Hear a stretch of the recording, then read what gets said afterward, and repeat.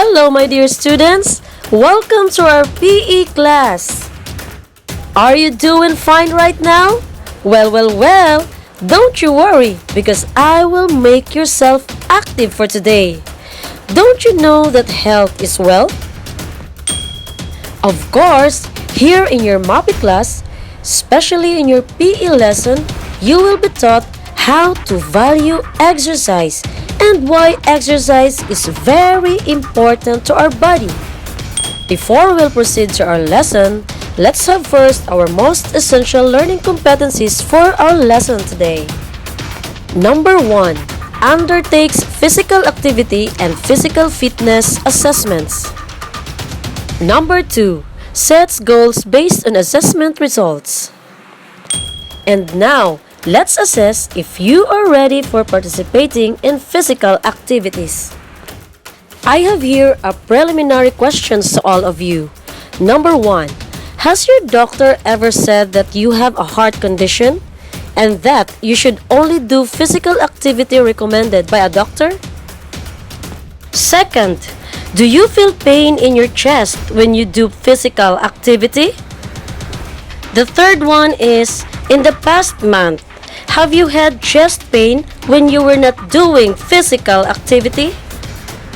Fourth question, do you have a bone or joint problem? For example, back or in your knee or even in your hip that could be made worse by a change in your physical activity? My fifth question is, do you lose balance because of dizziness or have you ever lost consciousness? Sixth question, is your doctor prescribing drugs for your heart condition? And for the last question, do you know any other reasons why you should not do physical activity? Well, if you answered yes to any of these questions, talk with your doctor before you start engaging in physical activity. But if you answered no, then you can start participating in our physical activity. Our lesson for today will help you understand the importance of physical education to every individual. Remember, class, that it's very important if we assess first our physical activities so we can set goals based on our assessment result. And for now, I will ask you this question. Do you know what is physical fitness? Yes, very good. Physical fitness is the body's ability to function effectively and efficiently without undue fatigue. Number 2 question. What are the two components of physical fitness?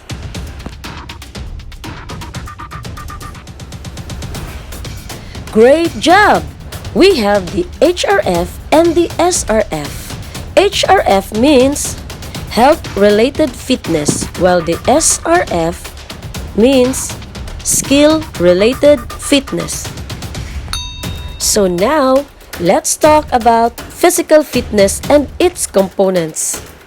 But before that, of course, we will not forget that physical fitness is the ability of our body to function effectively and efficiently without undue fatigue. Health-related fitness are fitness components that can prescribe to improve individual health. The health-related fitness components are number 1, the body composition. It is the amount of fat in the body compared to the body mass. Example, you are going to measure your height and weight. You know what, class? It is really very important for us to know our body mass index. Here's the formula on how to compute our body mass index.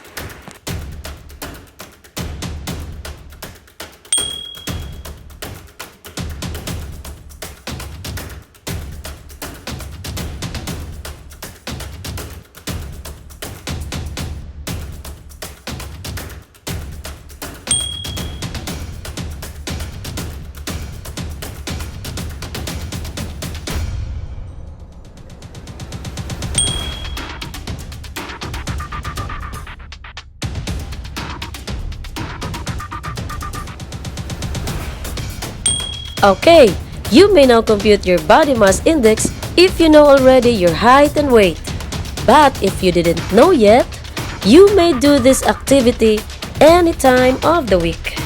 Make sure to it that it is really your height and weight that you are going to compute, because it is where we start to set goals according to your BMI interpretation. Refer your body mass index computation here according to its interpretation.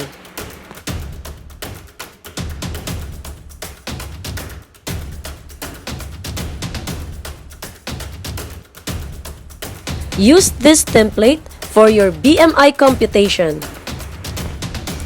The second health-related fitness component is the cardiorespiratory endurance.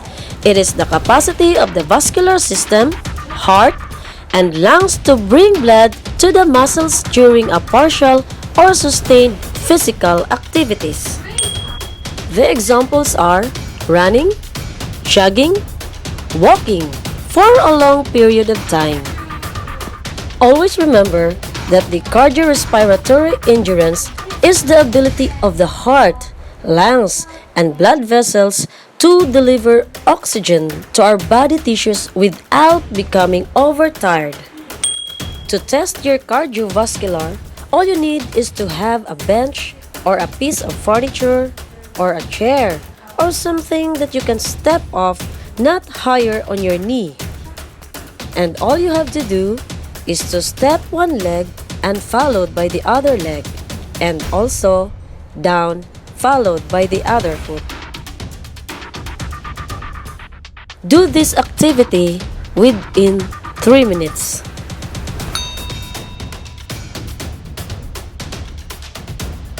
Before you will do this activity, you may take your heart rate before and after the activity. You may click the link below under the description for further explanation about the heart rate computation. Number 3 is the muscular endurance. It is the ability of muscles to perform activities again and again for several times to sustain a specific position extensively. For example, carrying heavy load or lifting weights. Muscular endurance is the ability of a muscle or group of muscles to sustain repeated contraction against a resistance for a long period of time, while muscular strength refers to the amount of force muscle can produce within a single maximal effort. To test your endurance, just count how many push-ups you can do. You may also do this activity to measure your abdominal strength or muscular strength. The last health-related fitness component is the flexibility.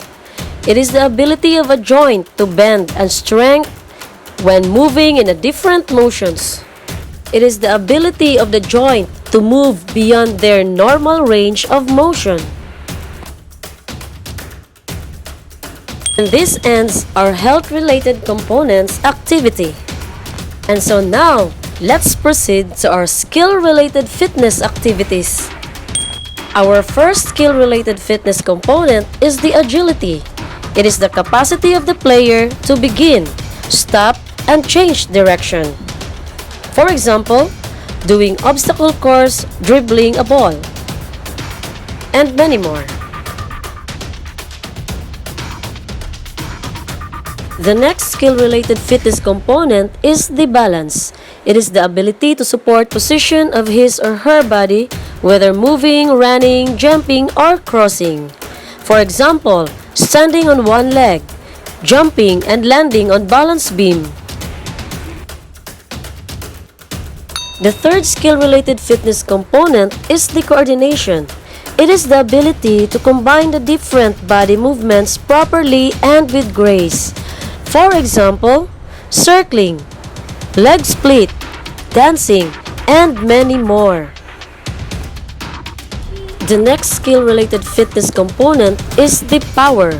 It is the strength of one player in the execution of a game plan, like powerlifting, jump squats. It is the ability to exert a maximal force in the shortest time possible, as in accelerating, jumping, and throwing implements.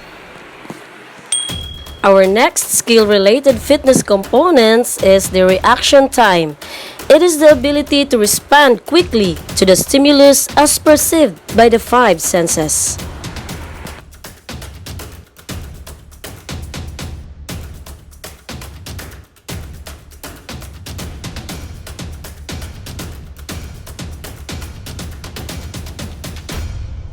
And our last skill-related fitness component is the speed.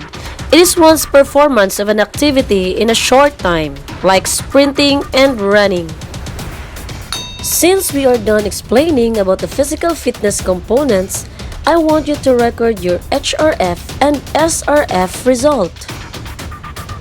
For your cardiovascular endurance, you may test yourself by doing push-up and planks. You may do the following by doing the right positioning.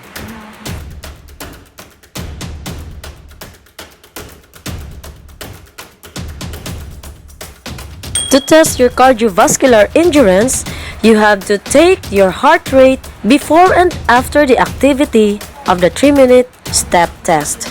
And now you may do the sit and reach in 3 trials to test your flexibility.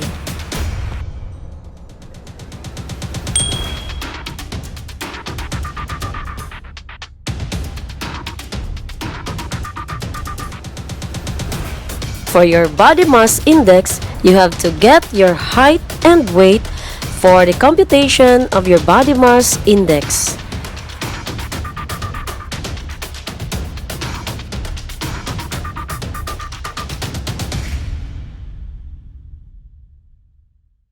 Yes, and we are done now with our health-related fitness activities.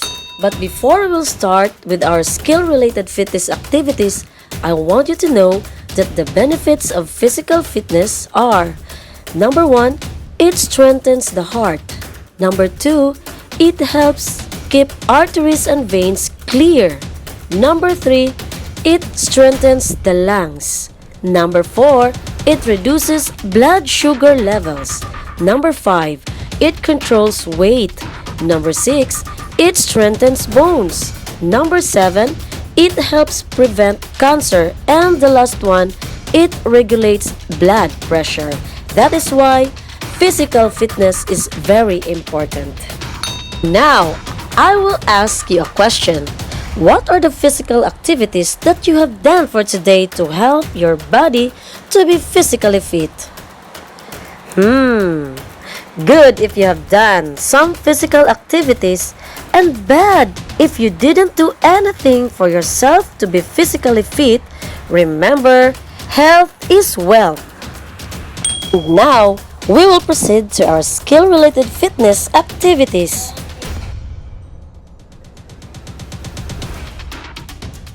First SRF activity is the speed. The 50-meter run activity will test you how fast or how slow your speed.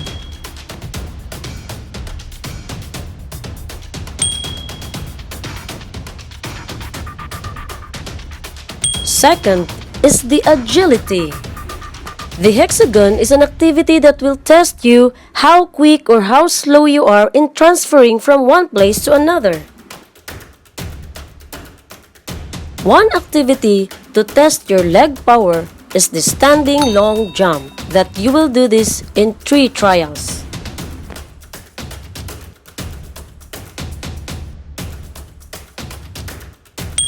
One activity to test your balance is the stork balance test, that you will be doing in your right foot and in your left foot.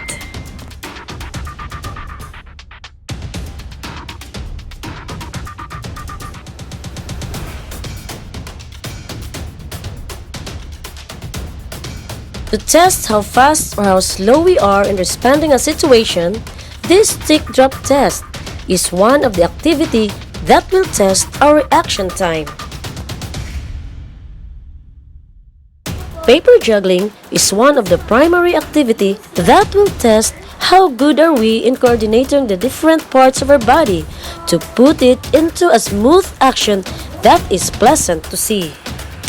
And now, we are done with our physical fitness activities, and upon assessing the results of each activities, we are now aware of our strengths and weaknesses. And because of the assessment result, we can now set goals for our daily activities on which part of ourselves that we need to improve or sustain to maintain physical fitness. But before setting goals of our daily activities, here are some questions that you need to answer. This is the activity template that you're going to use, and put this in a long coupon band and compile every activities that we have for this lesson. This is for grade 7 activities. Activity 1. Identify the following household chores, whether it is an health-related fitness or skill-related fitness component.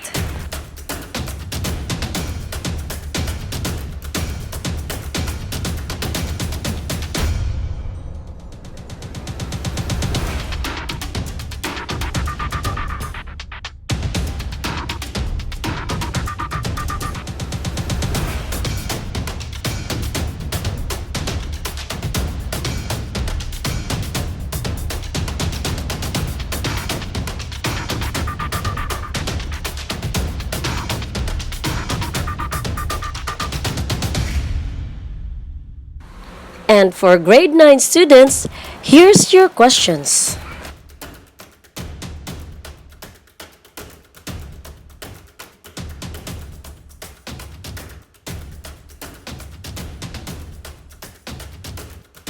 For activity 2, compute your BMI and show your solution.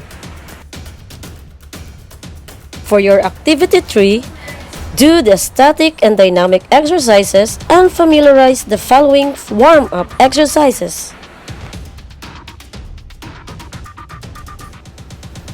Number 1 is the neck stretches. Next is the shoulder curls.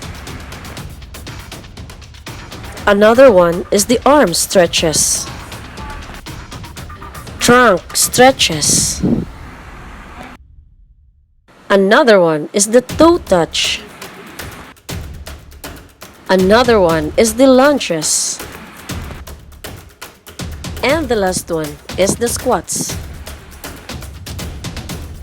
You may take photos or videos while doing the static stretching exercises.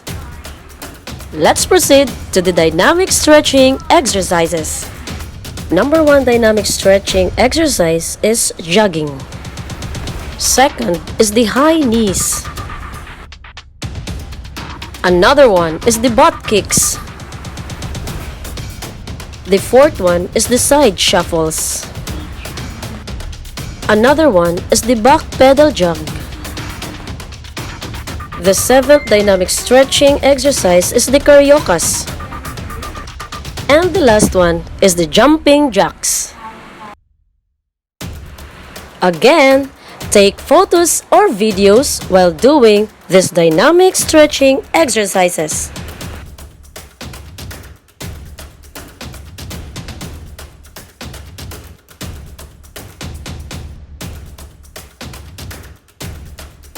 And for grade 8 students, prepare yourselves for your activities today. Use this template and write this in a long coupon band. Activity 1. Procedures. Number 1. Individual performance. Number 2. Plan and perform this for 30 to 40 minutes. Start the activity with a 5-minute warm-up exercises. And take a video or pictures on your performance. Show or send the video or picture to your teacher.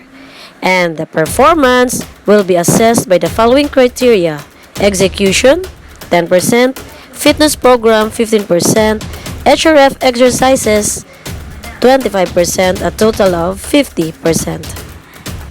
Hope you enjoyed doing your activities, grade 8 students. Activity 3 for grade 8 students is the fitness note. Procedure for this activity: number 1, this is an individual work. Number 2, Recall and reflect on the activities you performed for the whole week. Number 3. Does this activity help you? In what way?